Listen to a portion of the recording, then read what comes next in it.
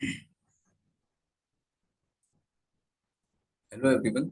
इस वीडियो में हम बात करेंगे उत्तराखंड एलटी 2015 18 21 लेक्चरर 2021 और दूरसंचार पुलिस 2022 और 2024 ये हमारे इस एग्जाम में टॉपिक मैट्रिक्स से रिलेटेड जितने भी क्वेश्चन आए हम टॉपिक वाइज ही डिस्कस करेंगे। एक एक टॉपिक को, जैसे इसमें मैट्रिक्स और डिटरमिनेंट को कंबाइन कर देंगे, नेक्स्ट वाले में कंटिन्यूटी डिफरेंशियबिलिटी, इस तरीके से चैप्टर वाइज हम इसको पढ़ेंगे। तो स्टार्ट करते हैं आज की वीडियो। तो दोस्तों ये पेपर है एलटी 2015 का। ये पुराने पैटर्न के बेस्ड है जिसमें फिजिक्स भी आता था और फिजिक्स और मैथमेटिक्स के सेपरेट सेपरेट पेपर होते थे और जीएस और रीजनिंग भी रहा करती थी। तो ये फर्स्ट क्वेश्चन है। फर्स्ट क्वेश्चन है ये, इसका ऑप्शन है। 200 नंबर का पूरा पेपर था वो। तो बात करते हैं इसमें इसमें कहा कि ये डिटरमिनेंट को सोल्व करके एक्स इसमें से चारों में से कौन सा ऑप्शन मिलेगा। तो देख लेते हैं इसको। इसको दो तरीकों से सोल्व कर सकते हो आप। एक तो R1 R2 वाली अप्रोच से रो और कॉलम ऑपरेशन अप्लाई करके, और या डायरेक्ट भी इसका डिटरमिनेंट निकाल सकते हैं। तो डायरेक्ट ही निकाल लेते हैं क्योंकि उसमें टाइम लगेगा। प्लस माइनस प्लस किया, first row and column matrix को हाइड करके इन दोनों की मल्टीप्लाई करी तो कितना आएगा। ये बनेगा 1 + y +x देन 1 को सब्ट्रैक्ट कर लिया। ये तो हमारा फर्स्ट बना। इसके बाद यहाँ पे क्या आएगा, -1 आएगा। फिर उसको हम सेकंड वाले कॉलम को हाइड कर लेंगे। तो यहाँ क्या बचेगा, यहाँ बचेगा 1 + y - 1, इस तरीके से मल्टीप्लाई करके सब्ट्रैक्ट कर दी। फिर इसके बाद आएगा प्लस प्लस, फिर first row and last column को हाइड करके जो बचा, यानी कि 1 - 1 - x सब्ट्रैक्ट, 1 से 1 कैंसिल। तो ये बचा हमारे पास x + y फिर 1 से 1 यहाँ भी कैंसिल हो गया, -y, और ये बचेगा -x। तो फाइनल आंसर आएगा हमारा D. D option is correct. Next question. इसके भी ये डिटरमिनेंट है, इसके क्या मूल निकालना है, मतलब रूट्स फाइंड करने हैं इसके। तो यहाँ भी यही काम करना है, प्लस माइनस और plus. First one common, first row and first column को हाइड करके बनेगा -10x² - 10x। इसके बाद -4 को हमने कॉमन लिया, देन क्या बचेगा, -4 बाहर रहेगा तो इस कॉलम को हाइड कर देंगे और इस रो को हाइड कर देंगे। तो ये बनेगा 5x² - 5 5x² - 5। देन इसके बाद आएगा 20 first row and last column को हाइड करके ये बन जाएगा 2x + 2। देन इसको सोल्व कर लेते हैं, ये बनेगा -10। क्वाड्रेटिक इक्वेशन बन जाएगी सिंपल, उसको सोल्व करके आंसर आ जाएगा -20x² + 20 +40x + 40 = 0। ये बन जाएगा। तो लाइक टर्म को सोल्व कर लेते हैं, ये बनेगा -30x², 40 ये +30x +60 = 0। तो -30 कॉमन लेके कैंसिल कर दिया, ये बचा x² - x + 2 = 0। ठीक है, इसको अगर हम सोल्व करें या हिट एंड ट्रायल से डायरेक्ट भी आप देख सकते हो। अगर इसमें आप -1 पुट कर दो, अगर इसमें -1 पुट कर दो तो कितना बनेगा, 1। फिर फिर कितना बनेगा, यहाँ पे 1 बन जाएगा। और सॉरी, यहाँ पे ना साइन मिस्टेक है, साइन ये माइनस आएगा यहाँ। ठीक है, तो ये सेटिस्फाई हो जाएगा इस तरीके से। फिर अगर आप 2 पुट करो तो भी सोल्व कर सकते हैं, विदाउट स्प्लिटिंग मिडिल टर्म आप इसको सोल्व कर सकते हो। 4 ये हो जाएगा, 4 - 2 - 2। इसका मतलब इसका बी ऑप्शन सही है, रूट से चेक कर सकते हो, अदरवाइज स्प्लिटिंग मिडिल टर्म करके भी कर सकते हो। तो ये क्वेश्चन थे कुछ मैट्रिक्स और डिटरमिनेंट टॉपिक के एलटी 2015 वाले पेपर में। आगे बढ़ते हैं दोस्तों। ये 2018 का जिसमें पैटर्न बदल चुका था, इसमें वो 70 और 30 में चला गया था। यहाँ पे 70 मार्क्स का सब्जेक्ट और 30 की पेडागोजी। इसमें भी 52 समथिंग कुछ मैथमेटिक्स है और फिर 18 या 28 कुछ इस तरीके से डिस्ट्रीब्यूट है फिजिक्स में। ये लास्ट वाला 2018 और 21 का उसी पैटर्न पे हुआ था। ओके, तो इसमें से देखते हैं। फर्स्ट क्वेश्चन है हमारा, if A is a matrix of order 3, determinant of A 8 के बराबर, एडजॉइंट ऑफ ए। तो कुछ एडजॉइंट की प्रॉपर्टी होती है।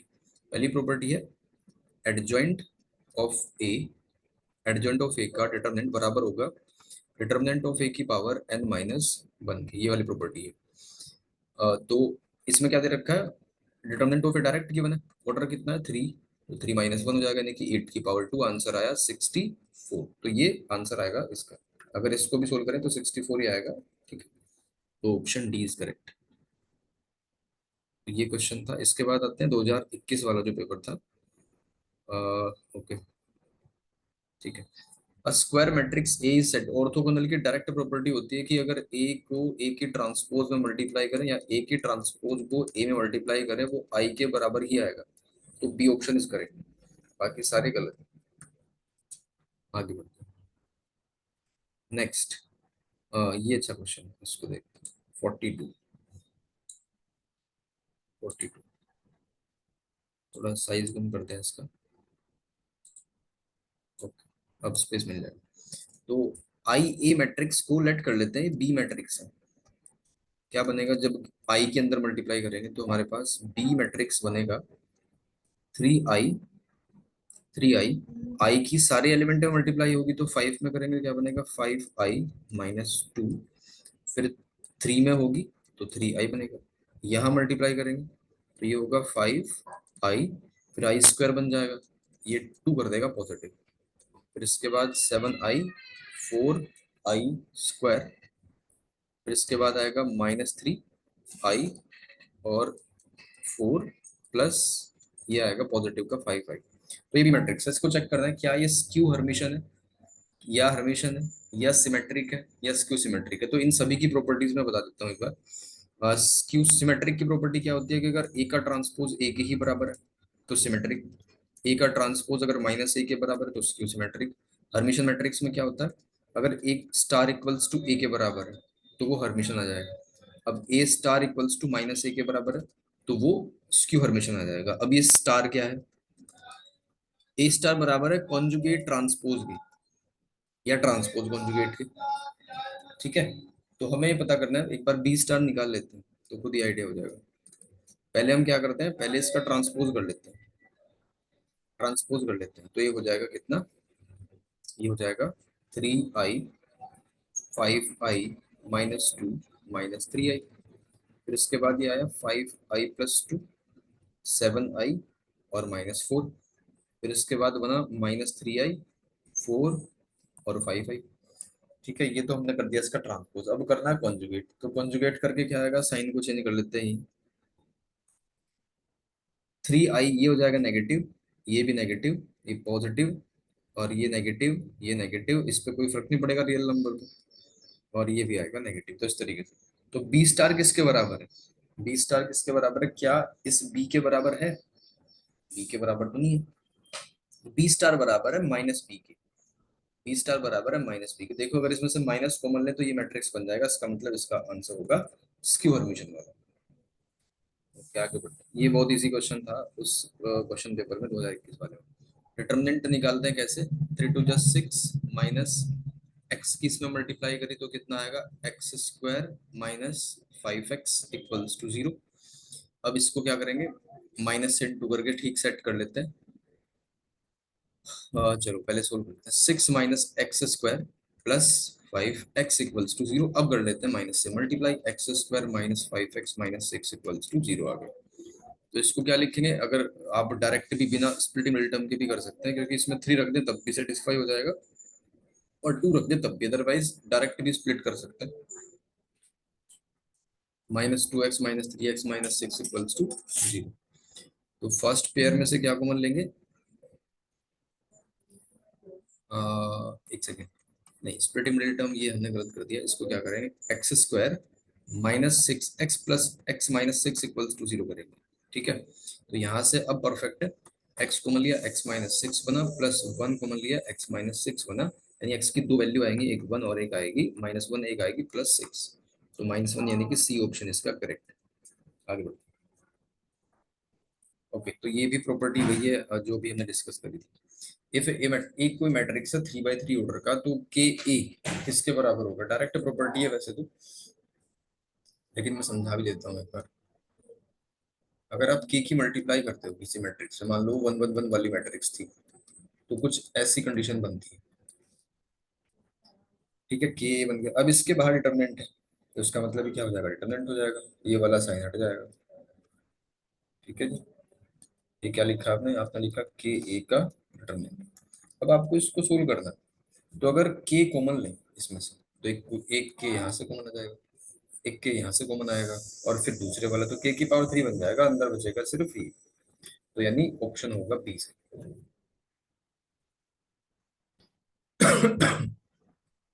if a matrix is both symmetric or skew symmetric, if a matrix is both symmetric and skew symmetric, तो वो क्या होती है, अगर एक मैट्रिक्स है या तो वो सिमेट्रिक होगी या स्क्यू सिमेट्रिक होगी, तो उसको बोलते हैं जीरो मैट्रिक्स, मतलब जो दोनों प्रॉपर्टी को फॉलो करती है।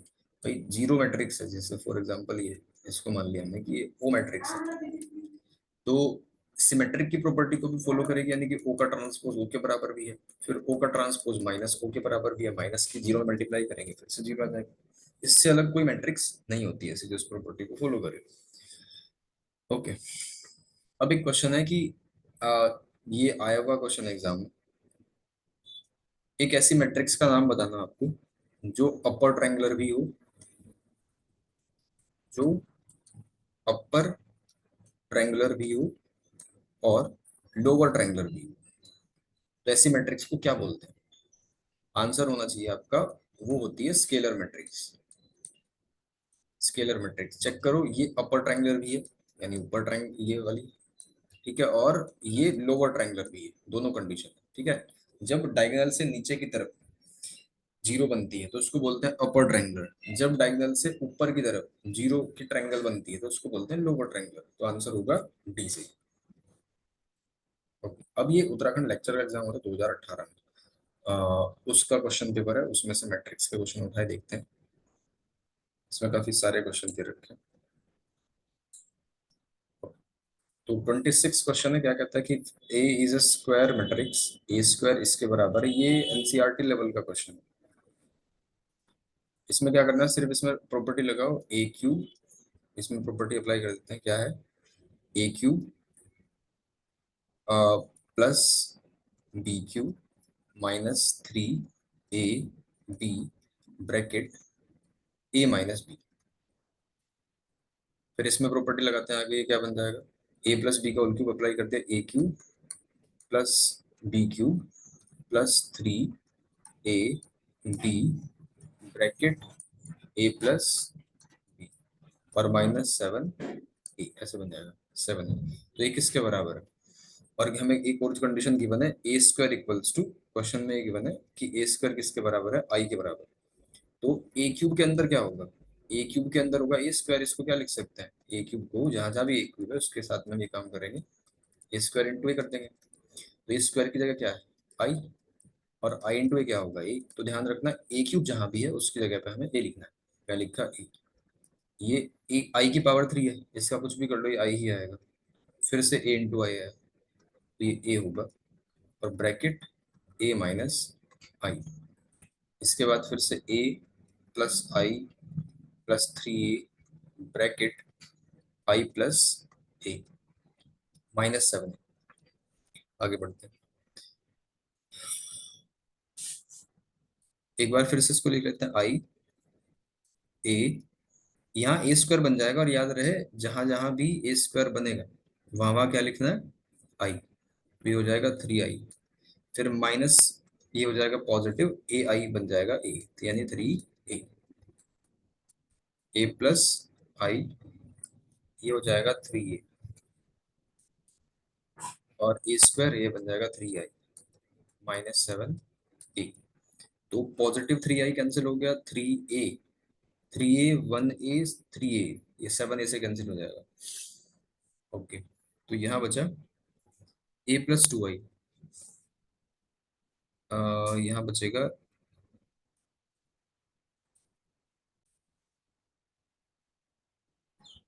तो यहाँ पे साइन मिस्टेक हमारा आई आएगा यहाँ पे, ठीक है ना, तो उससे क्या होगा कि आई से आई कैंसिल हो जाएगा, आंसर आ जाएगा सिर्फ ए। तो ऑप्शन कौन सा, ए करेक्ट होगा, ऑप्शन ए करेक्ट होगा। इसके बाद बढ़ते हैं आगे, diagonal element of a skew symmetric matrix, किसी भी स्क्यू सिमेट्रिक मैट्रिक्स के जो डायगोनल एलिमेंट है वो कैसे होते हैं, एक बार उसको डिस्कस करते हैं, कौन सा ऑप्शन इसका सही होगा।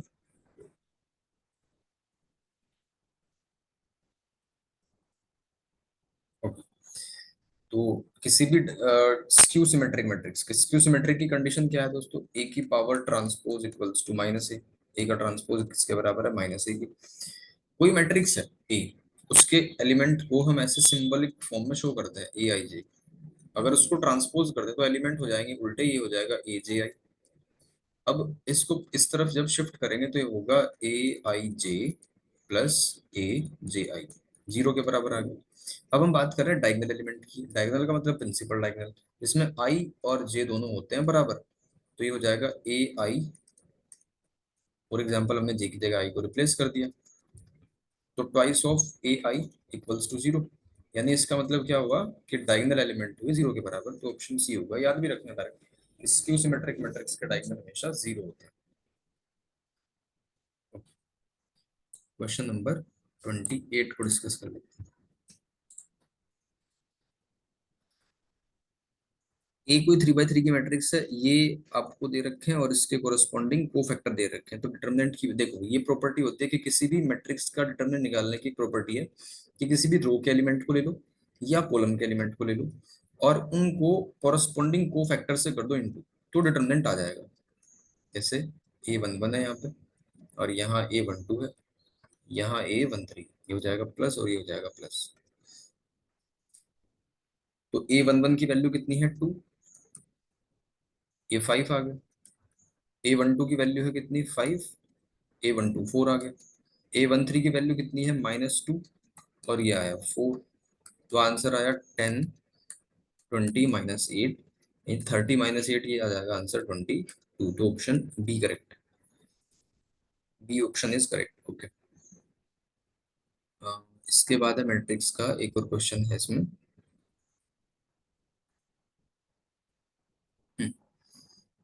30 क्वेश्चन को देख लेते हैं, 30 और 31, 30 और 31। तो 30 क्वेश्चन में कहा a pair of value alpha and beta क्या रहा होगा मैट्रिक्स में, अगर ये इन्वर्टेबल है। ठीक है, अगर ये इन्वर्टेबल है तो इन्वर्टेबल के लिए कंडीशन क्या होती है, यानी ए का इनवर्स इक्वल्स टू आई के बराबर होगा। ठीक है, और ए इनवर्स की वैल्यू में क्या पता, ए इनवर्स इक्वल्स टू क्या आएगा, ठीक। और इन्वर्टेबल तभी होता है, सिर्फ इन्वर्टेबल तभी होता है जब determinant of a non singular हो, यानी जीरो के बराबर ना हो, जीरो के बराबर ना हो। तो सिंपली इसका क्या करते हैं, पहले डिटर्मिनेंट ऑफ ए की वैल्यू निकाल लेते हैं। तो क्या होगा, प्लस माइनस प्लस हमने लिखा यहाँ अल्फा, और यह आ जाएगा कितना 6 -3 बीटा। फिर इसके बाद 1 लिखा, 1 लिखने के बाद कितना आएगा, माइनस बीटा आ जाएगा, माइनस बीटा आ गया, क्योंकि जीरो ये हो जाएगा। फिर इसके बाद आया 2, 2 और इसको इसको ऐड करके कितना आ जाएगा, -2 आ जाएगा, -2। ठीक है, नॉट इक्वल्स टू जीरो है, जीरो नहीं आना चाहिए ओवरऑल। तो 6 alpha -3 alpha beta plus beta -4 not equals to zero. तो अगर इसमें हम वैल्यू पुट करते हैं अल्फा की जगह, चेक कर लेते हैं एक बार। अगर अल्फा की जगह 1/3 पुट कर दें, क्या, अब वो वैल्यू पुट करनी है जो जीरो ना बनाए। ठीक है, अल्फा की जगह 1/3 पुट कर दिया हमने और बीटा की जगह 6 ले लिया। तो चेक कर लेते हैं, अल्फा यहाँ पे 1/3 करेंगे तो यहाँ से कितना बचेगा 2, अल्फा की जगह 1/3 पुट करें तो इस 3 कैंसिल हो गया, और बीटा कितना लिया होगा 6, चलो ठीक है, बीटा 6 हो गया और -4। तो ये कितना बना 6 2 8 और 6 4 10, नॉट इक्वल जीरो बना। इसका मतलब ए ऑप्शन ही करेक्ट होगा, बाकी सब पे जीरो आ जाएगा। एक बार क्रॉस चेक भी कर लेते हैं। जैसे सी ऑप्शन है, अल्फा 1 रखा तो 6 आ जाएगा, और बीटा 5 है तो 15 बन जाएगा, बीटा 5 माइनस, फिर क्या बचा 4। तो अगर पॉजिटिव पॉजिटिव वालों को ऐड कर ले कितना बन जाएगा 11 -19। इनवर्टेबल है, इसका मतलब नॉट इक्वल्स टू जीरो है।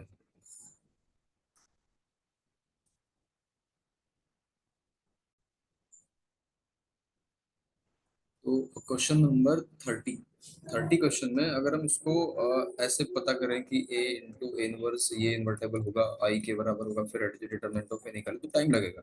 आपको हिडन ट्रायल से करना है इस क्वेश्चन को। जैसे फॉर एग्जांपल आपने अल्फा की जगह मान लो बी ऑप्शन मान, अल्फा की जगह बी ऑप्शन मान लिया, 1 रखो इसमें, 1 1 2 0 2 4 एंड 1 3 6। अगर इसका डिटरमिनेंट निकालते हैं प्लस माइनस प्लस लिखने के बाद, तो कितना आ गया देखो, रो और कॉलम को ऐड करके 0 आ गया, 12 - 12। फिर -1 रखेंगे 0, तो ये बन जाएगा कितना, -4 बनेगा। ठीक है, फिर माइनस +2 रखेंगे, ये -2 बन जाएगा, तो 0 आ जाएगा यहाँ पे। तो ये ऑप्शन नहीं होगा, इसमें होगा ऑप्शन नंबर सी सही होगा। बाकी जितने भी ऑप्शन है सब पे कहीं ना कहीं 0 बन जाएगा, तो ऑप्शन सी करेक्ट होगा। Go forward to the next question number 31। 31 को देख लेते हैं क्या आंसर आएगा। इसमें कहा ए और बी, आपको ये मैट्रिक्स दे रखे हैं, तो कौन सा रिलेशन ट्रू है, देखो इसमें भी कहीं ना कहीं वो इनवर्स वाली प्रॉपर्टी यूज करी हुई है ना, ए इनवर्स है, बी ए इनवर्स है। तो क्यों ना हम ये निकाल लें, बी की 1 से मल्टीप्लाई करके देख लें क्या आएगा। जैसे जो बी हमारा बी मैट्रिक्स है, जो बी मैट्रिक्स है उसको लिख लेते हैं एक बार, थोड़ा पेन को और शार्प कर लेते हैं। के के आएगा, और इसके बाद हम यहाँ पे लेंगे -2k, -10, -k, k 4, -k और 3। ये है। तो इसकी मल्टीप्लाई हम करते हैं ए के साथ में, देखते हैं क्या है। 1 4 -2, 1 7 -6, 0 -k एंड k। तो रो और कॉलम वाइज चलते हैं। स्पेस बना लेते हैं थोड़ा सा।